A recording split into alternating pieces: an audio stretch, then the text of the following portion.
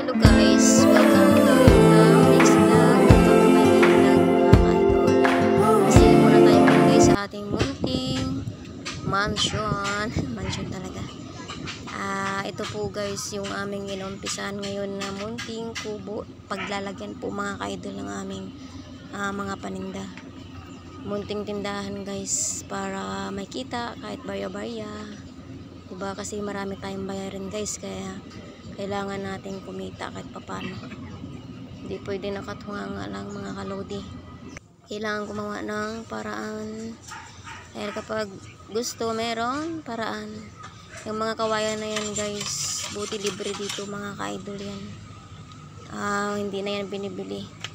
Mahirap lang talaga manguha mga kalodi. Kasi ano siya, matinik. Kanta sugat-sugat ka bago ka makakuha. Pero sulit naman. Yan guys, ang haba ng mga kawayan na yan. Yung hobby ko kung nanguha niya, mabuti marunong siya mga ka-idol. Hindi siya lumaki sa bundok pero marunong siyang manguha. Diba? Pwede na panlaban guys sa probinsya. Yan guys, na inuumpisahan pa lang. Ay start pa lang sila ng gawa.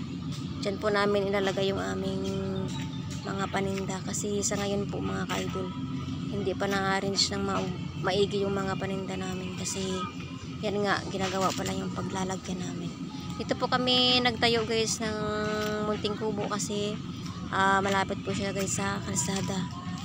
Kita po yung mga paninda kapag makalipat na kami dito sa may malapit sa kalsada. Ayan po yung kalsada guys.